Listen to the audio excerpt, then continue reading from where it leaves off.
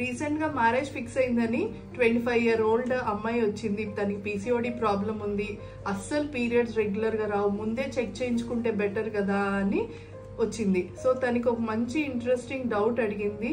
ఏంట్రా నీ డౌట్? మా ఫ్రెండ్ కూడా పీసీఓడి ప్రాబ్లం ఉంది మేడం. ప్రెగ్నెన్సీ కోసం చాలా ట్రై చేసింది. లాప్రోస్కోపీ సర్జరీ చేయించుకున్న తర్వాత ప్రెగ్నెన్సీ తనకి కన్ఫర్మ్ అయింది. సో నెక్స్ట్ మంత్ నా మ్యారేజ్ మేడం.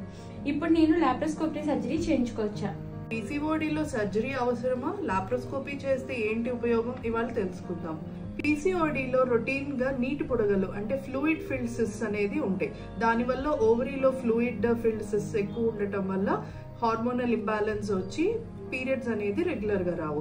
ఈ లాప్రోస్కోపిక్ ఓవేరియన్ డ్రిల్లింగ్ లో ఏంటి అంటే ఎలక్ట్రోకాటరీ ద్వారా మనం ఆ కరెంట్ మెషిన్ ద్వారా కొంచెం చిన్న చిన్న హోల్స్ అనేది పెడతాం. ఆ ఎక్సెస్ ఫ్లూయిడ్ అంతా పోయి కొంచెం హార్మోన్స్ ని మంచిగా రెగ్యులేట్ చేసి ఈ ఎగ్ రిలీజ్ అవ్వడానికి హెల్ప్ అవుతుంది. సో మరి ఇది అందరికీ అవసరమా? ఈ లాప్రోస్కోపిక్ ఓవేరియన్ డ్రిల్లింగ్ అనేది ఎవరైతే ప్రెగ్నెన్సీ ప్లాన్ చేసుకుంటున్నారో వాళ్ళకి ఎగ్ అనేది రిలీజ్ అవ్వకుండా ఏ ట్రీట్మెంట్ వాడినా కూడా ఎగ్ రిలీజ్ అవ్వట్లేదు అనుకుంటేనే చేస్తాం. సో ఇది సెకండ్ లైన్ ట్రీట్మెంట్ అంటాం.